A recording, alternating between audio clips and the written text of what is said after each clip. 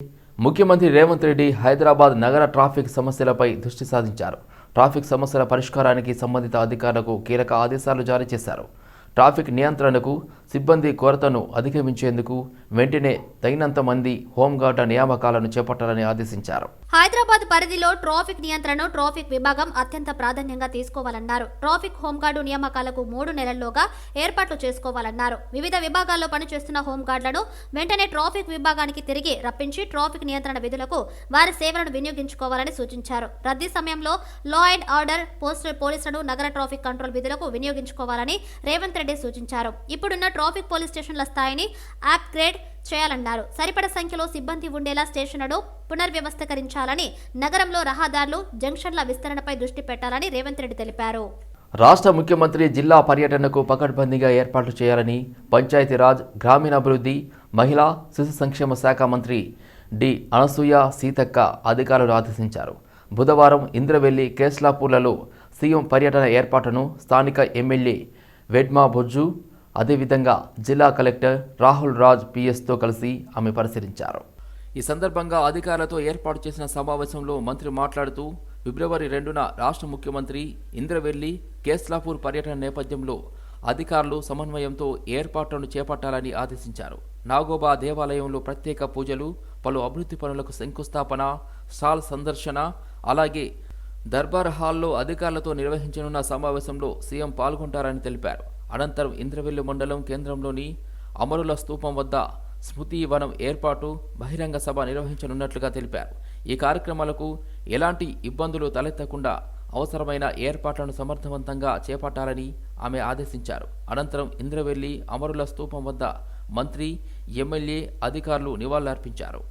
అంతకుముందు నాగోబా దర్శనం, helipad, Darbar hall, Indravelli స్తూపం వద్ద చేపడుతున్న ఏర్పాట్లను కలెక్టర్, ఎస్పీ, ఎమ్మెల్యే, పీఓలతో కలిసి మంత్రి పరిశీలించి అధికారులకు పలు సూచనలు చేశారు.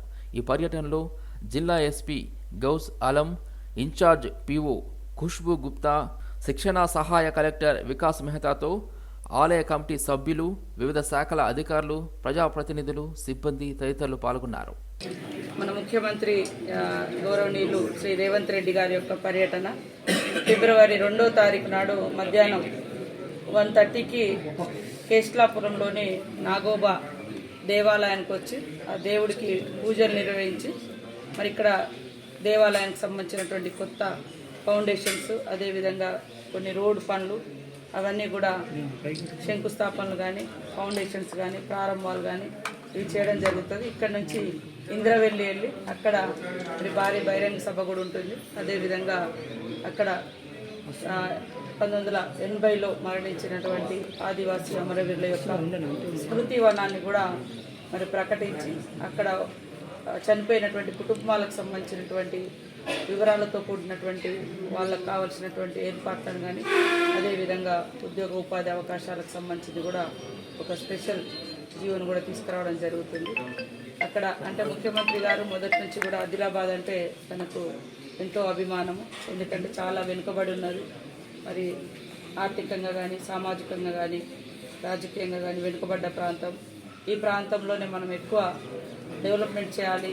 బీఆర్ఎస్ వర్కింగ్ ప్రెసిడెంట్ కేటీఆర్కు పరువు నష్టం దావా నోటీసులు ఏఐసీసీ సీనియర్ నేత మాణిక్రావు ఠాకూర్ పంపారు.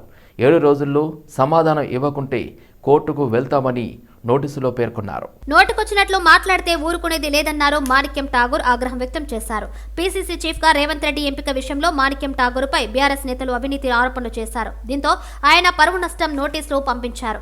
బీఆర్ఎస్ నేతలు ఓటమిని తట్టుకోలేక ఏం మాట్లాడుతున్నారో వారికే తెలియడం లేదని మండిపడ్డారు. మోసపూరిత పాలన చేసి బీఆర్ఎస్ ప్రజలకు అన్యాయం చేసిందని మాణిక్యం ఠాగూర్ విమర్శించారు. సచివాలయంలో తెలంగాణ ఐటీ పరిశ్రమల శాఖ మంత్రి డి శ్రీధర్ బాబుతో consul general of France consulate general Bengaluru Thierry Berthelot మర్యాదపూర్వకంగా భేటీ అయ్యారు. రాష్ట్రంలో పెట్టుబడులకు ఉన్న అవకాశాలు, అనువైన వాతావరణం తదితర అంశాలను మంత్రి ఫ్రాన్స్ కాన్సులేట్ జనరల్ బెర్తోలెట్కు వివరించారు. రాష్ట్రంలో త్వరలో నిర్వహించబోతున్న ఆర్టిఫిషియల్ ఇంటెలిజెన్స్ గ్లోబల్ సమ్మిట్ కార్యక్రమ విశేషాలను పంచుకున్నారు. క్లస్టర్ల వారీగా ప్రతి రంగాన్ని అభివృద్ధి చేసేందుకు చర్యలు చేపడుతున్నట్టుగా తెలిపారు. రాష్ట్రంలో ప్రతిష్టాత్మక విద్యా సంస్థలు, ఐఐటీలు, ఐఐలు, ఐఎస్బి లాంటివి హైదరాబాద్లో ఉన్నాయని, 165 ఇంజనీరింగ్ కాలేజీలు ఉన్నాయని, ప్రపంచవ్యాప్తంగా ది బెస్ట్ మ్యాన్ పవర్ ఇచ్చే రాష్ట్రంగా తెలంగాణ ఉండబోతుందని మంత్రి వివరించారు. హైదరాబాద్లోని టీ హబ్లో ఏర్పాటు కానున్న ఫ్రాన్స్ కాన్సులేట్ హైదరాబాద్ కార్యాలయం త్వరలో ప్రారంభించనున్నట్లు కాన్సల్ జనరల్ బెంగళూరు తేరీ బెర్తోలోట్ మంత్రికి తెలిపారు. ఈ కార్యక్రమానికి ఫ్రాన్స్ ఇండియా అంబాసిడర్లు రానున్నట్లుగా తెలిపిన ఆయన మంత్రి శ్రీధర్ బాబును ఆహ్వానించారు. ఈ కార్యక్రమంలో ఐటీ ఇండస్ట్రీస్ ముఖ్య కార్యదర్శి జేఎస్ రంజన్ కూడా ఉన్నారు. ప్రభుత్వ పాఠశాలల అభివృద్ధి కొరకు స్వచ్ఛంద సేవా సంస్థలు ముందుకు రావడం హర్షణీయమని హైదరాబాద్ జిల్లా విద్యాశాఖ అధికారిని రోహిణి అన్నారు. ఫిలింనగర్లో ప్రభుత్వ పాఠశాలలో అదనపు తరగతుల నిర్మాణం చేపట్టిన లోటరీ క్లబ్ సంస్థ ఆధ్వర్యంలో ఏర్పాటు చేసిన అదనపు గదులకు విద్యాశాఖ అధికారిని ప్రారంభించారు. స్వచ్ఛంద సంస్థలు ప్రభుత్వ పాఠశాల కొరకు విద్యార్థుల భవిష్యత్తు కొరకు సేవా కార్యక్రమాలు చేయడం ఎంతో మంచిదని హర్షం వ్యక్తం చేశారు. హైదరాబాద్ నగరంలోని ప్రభుత్వ పాఠశాల అభివృద్ధి కొరకు రోటరీ క్లబ్ సంస్థ సేవలు చేయడానికి ముందుకు రావాల్సిన అవసరం ఉందని ఆమె పేర్కొన్నారు. అనంతరం రోటరీ క్లబ్ సంస్థ ప్రతినిధులు మాట్లాడుతూ ప్రభుత్వ పాఠశాల కొరకు స్వచ్ఛందంగా పనిచేసేందుకు ఎల్లప్పుడూ ముందుంటామని పేర్కొన్నారు. ఈరోజు ఫిలింనగర్ స్కూల్లో 3rd ఫ్లోర్లో కట్టినటువంటి 9 రూమ్స్ ఇనాగ్రేషన్ చేయడం జరిగింది. యాక్చువల్గా ఈ స్కూల్లో నియర్లీ 1800 మెంబర్స్ పిల్లలు చదువుతున్నారండి. ఇందులో ప్రైమరీ స్కూల్, హై స్కూల్ కలిపి. రూమ్స్ తక్కువగా ఉన్నాయి. అయితే ఇంతకుముందు ఈ స్కూల్ షిఫ్ట్ సిస్టంలో నడిచేది. సో షిఫ్ట్ సిస్టమ్ వల్ల కొంత ఇబ్బంది పడుతున్నారని చెప్పి మేము రోటరీ క్లబ్ వాళ్ళని అప్రోచ్ అయితే వాళ్ళు చాలా పాజిటివ్గా రెస్పాండ్ అయ్యారు. స్వర్గీయ రాఘవరావు గారిని నేను కలవటం జరిగింది. రిక్వెస్ట్ చేస్తే వాళ్ళు ఫండ్స్ రైజ్ చేసే రోటరీ క్లబ్ వాళ్ళు 3rd ఫ్లోర్లో ఒక 9 రూమ్స్ కన్స్ట్రక్షన్ చేయడం జరిగింది. దీనివల్ల పిల్లలకి ఎంతో ఉపయోగపడుతుందండి. ఈరోజు ఇనాగ్రేషన్ పెట్టుకున్నాం. ప్రత్యేకంగా ధన్యవాదాలు తెలుపుకుంటున్నాను రోటరీ క్లబ్ వాళ్ళకి. రోహిణి గారు ఏమేం చెప్పాలో ఆల్రెడీ చెప్పారు. నా తరఫున I'm remembering my husband today. వారికి చాలా ఉంది ఈ ప్రోగ్రామ్ చేయడానికి. And it fell on my shoulders to execute it. అంతే, నాకు మాట్లాడడం కాదు. చేద్దామండి, చేద్దాం. మై ప్లాన్ ఇస్ దట్ ఇక్కడ ఎక్స్ట్రా కరిక్యులర్ ఇప్పుడు టైం ఎక్కువ దొరికింది కదా, ఫుల్ డే స్కూల్ అయింది కాబట్టి I want introduce a yoga class, తర్వాత ఆర్ట్ అండ్ క్రాఫ్ట్, తర్వాత అవుతే మ్యూజిక్. ఎందుకంటే పిల్లలకి హోలిస్టిక్ ఎడ్యుకేషన్ ఉండాలండి. ఊరికే సైన్సు, ఫిజిక్స్, కెమిస్ట్రీ, మ్యాథ్స్లో వచ్చే ఒక లాభము, దీంట్లో వచ్చే లాభం చాలా వ్యత్యాసం ఉంటుంది. సో ఇప్పుడు ఎక్కువ టైం అవుతే 2 periods ఫ్రీ ఎవ్రీ డే. ఇప్పుడు teachers only teach for 6 hours, 4 hours, 2 hours extra ఉంటాయి. So we want to introduce these programmes. So చూడాలి, ఇప్పుడు I have to find the people, the money, donors for all that. So that is my plan for the school.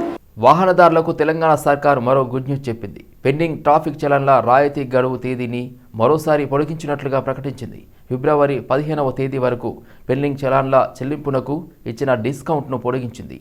ఈ మేరకు ప్రభుత్వం ఇవాళ ఉత్తర్వులు జారీ చేసింది. రాష్ట్ర వ్యాప్తంగా వాహనాలపై చలాన్లు భారీగా పేరుకుపోవడంతో ప్రభుత్వం పెండింగ్ చలాన్ల చెల్లింపులపై రాయితీ కల్పించింది. మొదట డిసెంబర్ 28 తేదీ నుండి జనవరి 10 వరకు ట్రాఫిక్ పెండింగ్ చలాన్ల చెల్లింపునకు డిస్కౌంట్ ఇచ్చింది. ఈ సమయంలో ఈ చలాన్ వెబ్సైట్ మొరాయించడంతో వాహనదారుల విజ్ఞప్తి మేరకు ప్రభుత్వం ఈ నెల 31వ తేదీ వరకు రాయితీ పొడిగించింది. ఇవాళ్టితో ఈ గడువు ముగుస్తుండటంతో ప్రభుత్వం మరో 15 రోజుల పాటు పెండింగ్ చలాన్లపై డిస్కౌంట్ ఆఫర్ను మరోసారి పొడిగించింది.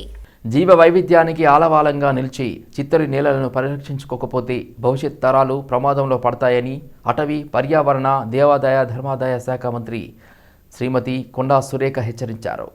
చిత్తడి నేలల పరిరక్షణకు సమర్థవంతమైన కార్యాచరణను అమలు చేయాల్సిన అవసరం ఎంతైనా ఉందని అన్నారు. తెలంగాణలోని చిత్తడి నేలల పరిరక్షణ, చిత్తడి నేలలను గుర్తింపు తదితర అంశాలకు సంబంధించి తెలంగాణ రాష్ట్ర సచివాలయంలోని అటవీ పర్యావరణ మంత్రిత్వ శాఖ కార్యాలయంలోని కాన్ఫరెన్స్ హాల్లో కొండా సురేఖ అధ్యక్షతన సమీక్ష సమావేశం జరిగింది. మన రాష్ట్రంలో ఎన్నో రకాల మొక్కలు, పక్షులు, జంతువులకు ఆవాసంగా నిలుస్తున్న చిత్తడి నేలలను గుర్తించి వాటి పరిరక్షణకు కట్టుదిట్టమైన చర్యలు చేపట్టాల్సిన అవసరం ఉందని అన్నారు.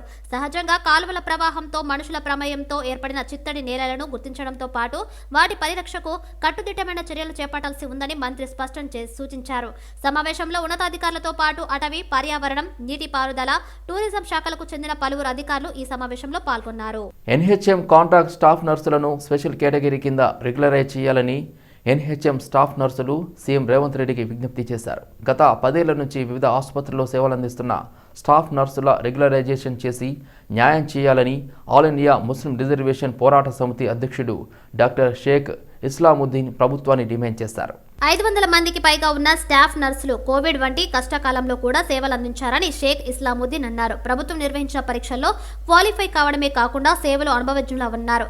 ఇలాంటి వారిని కొత్త వారితో సమానంగా రెగ్యులర్ చేసి నష్టపోకుండా నివారించాలని కోరారు.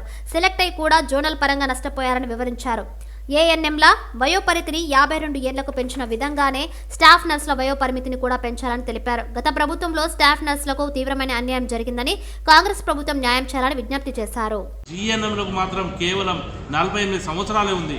వీళ్ళకు కూడా వయసు 51 సంవత్సరాల దాకా పెంచితే ఇప్పుడు ఏదైతే ఈ నోటిఫికేషన్లు మీరు ఉద్యోగాలు ఇస్తున్నారు కదా, దీంట్లో మిగిలి ఉన్న 138 చిల్లర పోస్టులు ముఖ్యంగా ఇప్పుడు ఉన్న అవుట్ సోర్సింగ్ జీఎన్ఎంలకు ఇస్తే వాళ్ళు చాలా సంతోషిస్తారు. మళ్ళా కాంట్రాక్ట్ అవుట్ సోర్సింగ్ కాంట్రాక్టర్లకు మళ్ళా ఏదైతే నెక్స్ట్ నోటిఫికేషన్ వచ్చినప్పుడు ముఖ్యంగా ఈ స్పెషల్ కేటగిరీ కింద అవుట్ సోర్సింగ్ కాంట్రాక్ట్ నర్సులకు తీసుకోవాలని మేము రేవంత్ అన్నను అప్పీల్ చేస్తున్నాం.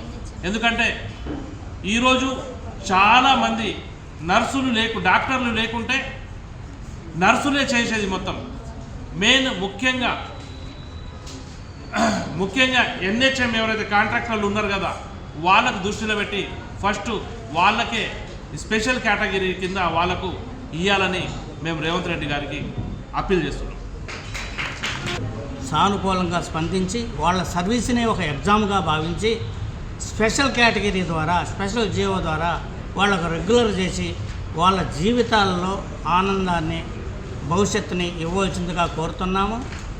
ఎలాగైతే రాజశేఖర రెడ్డి గారు అనేక పనులు చేశారు, ఈరోజు కూడా రాజశేఖర రెడ్డి గారు అంటే అందరి గుండెల్లో రాష్ట్రాలకు అతీతంగా నిలిచిపోయారు. అలాగనే రేవంత్ రెడ్డి గారు మరో రాజశేఖర రెడ్డి లాగా చరిత్ర పట్టణంలో నిలవాలని ఈ యొక్క నర్సమ్మలకి రెగ్యులైజ్ చేయాలి, అది కూడా స్పెషల్ కేటగిరీ. మేడ్చల్ నియోజకవర్గంలో బీఆర్ఎస్ విజయకేతనం ఎగురవేసిన సందర్భంగా సామీర్పేట మండలం ఆలియాబాద్ చౌరస్తాలోని సీఎంఆర్ కన్వెన్షన్లో విజయోత్సవ సభ నిర్వహించారు. ఈ సభను మేడ్చల్ నియోజకవర్గ ఎమ్మెల్యే మల్లారెడ్డి ఏర్పాటు చేశారు. ఈ సభకు ముఖ్య అతిథిగా మాజీ మంత్రి నిరంజన్ రెడ్డి పాల్గొన్నారు. ఈ కార్యక్రమంలో మేడ్చల్ నియోజకవర్గ బీఆర్ఎస్ పార్టీ ఇన్ఛార్జ్, రాష్ట్ర బీఆర్ఎస్ పార్టీ యువ నాయకులు నాగారం, దమ్మాయిగూడ మున్సిపాలిటీ చైర్పర్సన్లు, జెడ్పీ వైస్ చైర్మన్, ఎంపీటీసీలు, కౌన్సిలర్లు, కోఆప్షన్ సభ్యులు, కీసరం మండలం సర్పంచ్లు, వార్డు సభ్యులు, నాయకులు, కార్యకర్తలు పాల్గొన్నారు.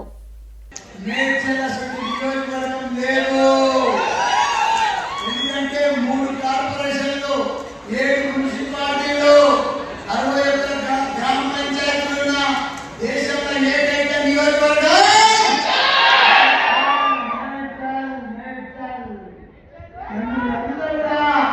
ఎంపీ గెలిపించారు, మళ్ళా ఎమ్మెల్యే గెలిపించారు. మా సీఎం కేసీఆర్ గారు ఆశీర్వాదంతో మంత్రివర్గంలో స్థానం దొరికింది. మళ్ళా ఎమ్మెల్యే గెలిపించారు. అందరినీ కూడా ఇంత పెద్ద ఎత్తున ఆదరించినందుకు, వీళ్ళందరూ ఓటేసి గెలిపించినందుకు మీ అందరినీ కూడా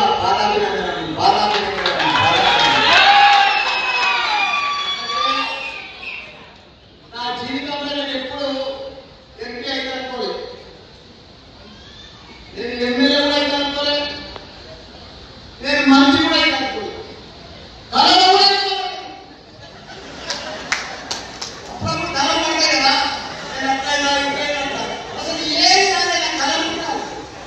జాతీయ అంతర్జాతీయ వేదికలలో తెలంగాణ వ్యవసాయాన్ని చాలా గొప్పగా కీర్తించడం తెలంగాణ వ్యవసాయానికి దగ్గర ఖ్యాతి కాదా, కీర్తి కాదా, మన రాష్ట్ర అభ్యున్నతి కాదా?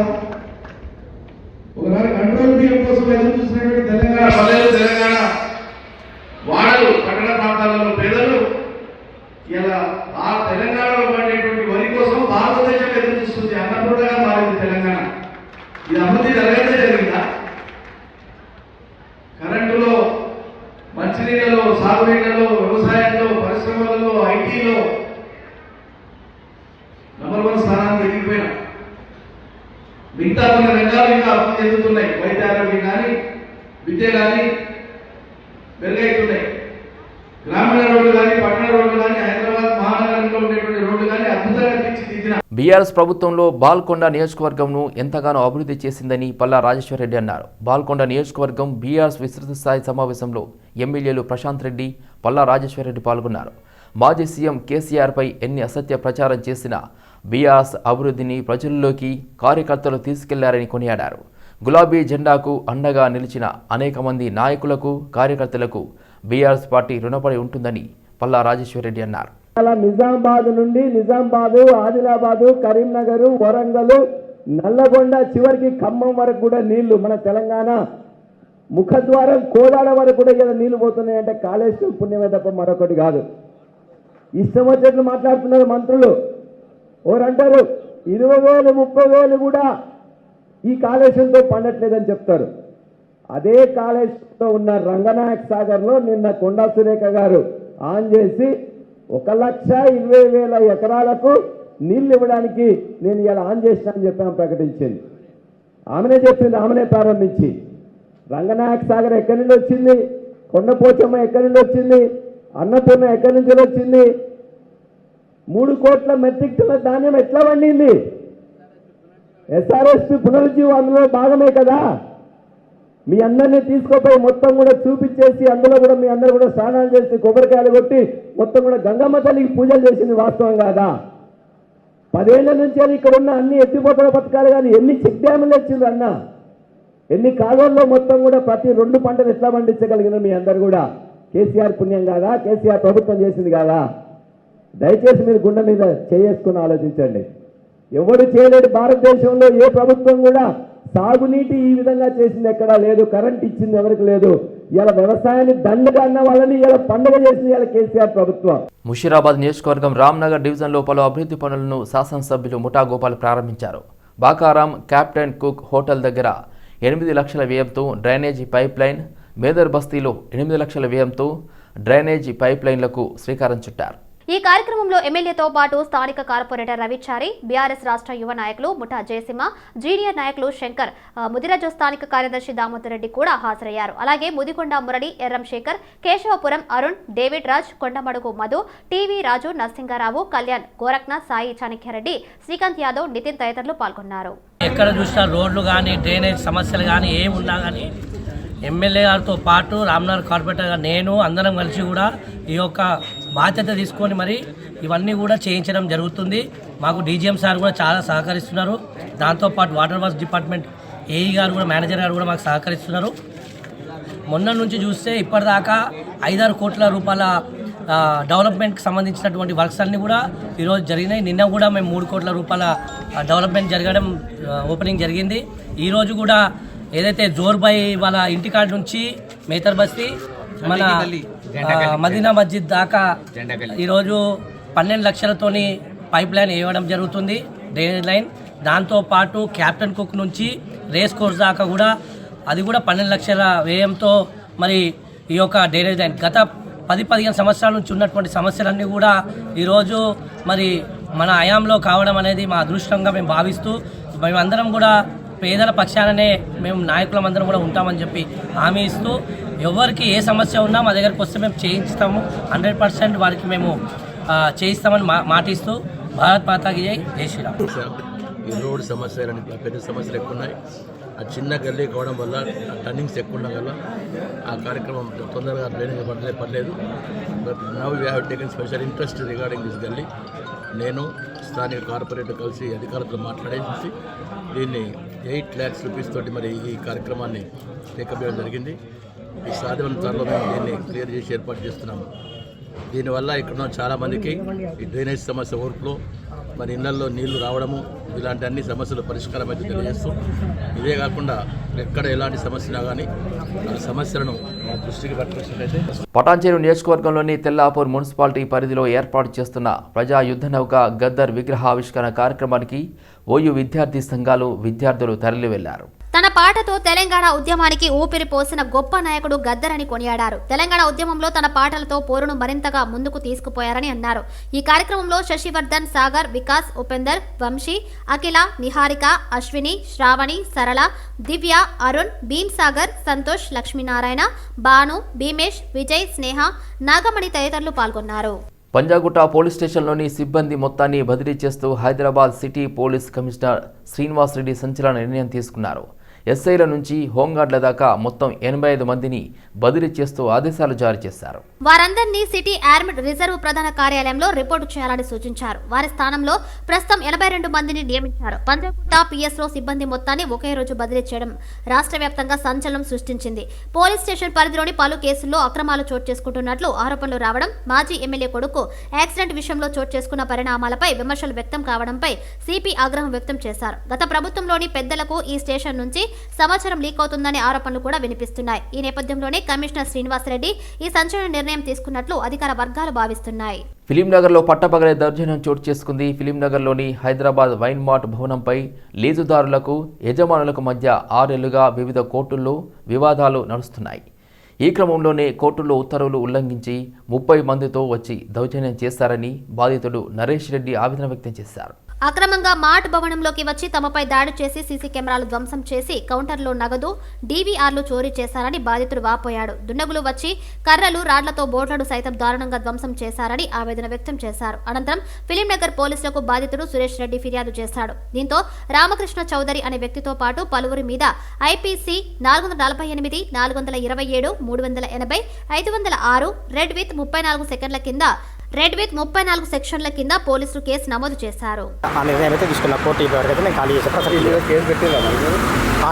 నిన్న మధ్యాహ్నం 11:30-12 గంటల ప్రాంతంలో అయింది. పోలీసు వాళ్ళు నుంచి స్పందించి ఎఫ్ఐఆర్ బుక్ చేసిన నిన్న పారిపోయిన గుండాలు రామకృష్ణ చౌదరి అందరూ ఈరోజు పొద్దున మళ్ళీ వచ్చి మా షాపు ఓపెన్ చేయడానికి మా స్టాఫ్ వస్తే మళ్ళీ అడ్డుకొని మళ్ళీ గలాట చేసారు. దానివల్ల మళ్ళీ రామకృష్ణ చౌదరి పోలీసులు పిలిచారు. మా స్టాఫ్ నుండి ఇద్దరు పిలిచి తీసుకొని పోయారు.